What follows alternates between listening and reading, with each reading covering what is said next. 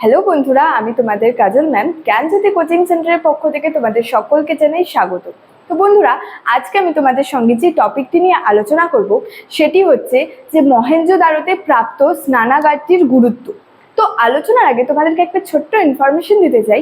তোমরা যারা আমাদের কোচিং সেন্টারে এখনো যুক্ত হওনি কিংবা যুক্ত হতে চাইছো, তারা ওপরে দুটি নাম্বার দেখতে পাচ্ছ, 6295916282 এবং 7076398606।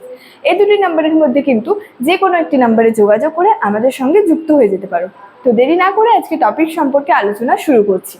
তো মহেঞ্জোদারোতে যে প্রাপ্ত স্নানাগারটি ছিল, স্নানাগারটির আর কি গুরুত্ব, সেই বিষয়টি সম্পর্কে কিন্তু আজকে আমি তোমাদের সঙ্গে আলোচনা করব। তো এই মহেঞ্জোদারোর যে দুর্গগুলি ছিল, সেই দুর্গের কাছেই কিন্তু এই যে স্নানাগারটি আর কি আবিষ্কৃত হয়েছিল। তো এই যে এই স্নানাগারটি যে আবিষ্কৃত হয়েছিল, এই স্নানাগারটিকে কিন্তু সিন্ধু সভ্যতার একটি হচ্ছে বিশেষ বৈশিষ্ট্য আর কি বলা যায়। মানে মহেঞ্জোদারোতে দুর্গের কাছেই যে স্নানাগারটি আবিষ্কৃত হয়েছিল, এই স্নানাগারটিকে কিন্তু সিন্ধু সভ্যতার একটি বিশেষ বৈশিষ্ট্য বলা যায়। আচ্ছা, তো এর যদি স্নানাগারের যদি আয়তনের কথা বলি, তো এই স্নানাগারটির আয়তন ছিল আর কি, যে দৈর্ঘ্যে ছিল হচ্ছে 180 ফুট এবং প্রস্থে ছিল হচ্ছে এটি 108 ফুট। এই স্নানাগারটির দৈর্ঘ্যে ছিল আয়তন, এই স্নানাগারটি যদি আয়তনের কথা বলি, দৈর্ঘ্যে ছিল 180 ফুট এবং প্রস্থে ছিল হচ্ছে 108 ফুট।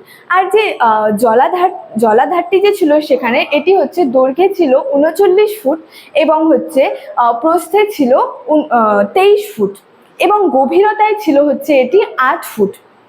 আচ্ছা, তো এই যে স্নানাগারটি যে ছিল, এই স্নানাগারটিতে হচ্ছে ওঠা নামার জন্য কিন্তু দুদিকে সিঁড়ির একটা উপযুক্ত ব্যবস্থা সেখানে ছিল এবং এগুলি হচ্ছে পোড়া মাটির ইটের তৈরি ছিল।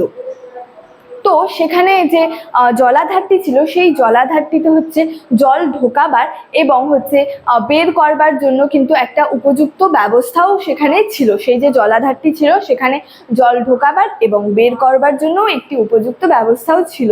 এবং বলা হয়েছে যে সেখানে জলাধারটির এক পাশে ছিল হচ্ছে বসবাস মঞ্চ ছিল।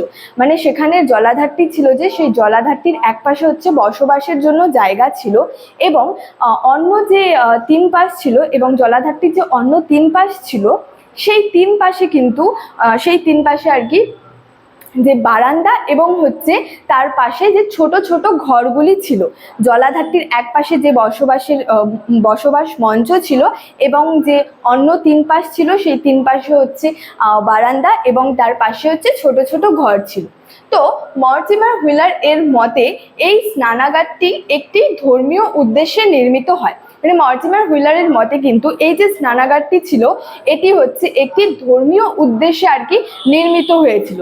তো বলা যায় যে এই যে সমসাময়িক পৃথিবীতে এই ধরনের যে স্নানাগার, এটি কিন্তু কোথাও দেখা যায়নি। তো স্টুডেন্ট, এই ছিল আজকে আমার যে মহেঞ্জোদারোতে প্রাপ্ত এই যে স্নানাগার সম্পর্কে কিন্তু আজকে আমার ক্লাসটি ছিল। তো ভিডিওটি তোমাদের কেমন লাগলো অবশ্যই আমাকে কমেন্ট করে জানিও এবং ভিডিওটি ভালো লাগলে কিন্তু তোমাদের বন্ধুদের সঙ্গে শেয়ার করতে ভুলবে না। দেখা হচ্ছে তোমাদের সঙ্গে পরবর্তী ভিডিওতে। Thank you so much. Thanks for watching.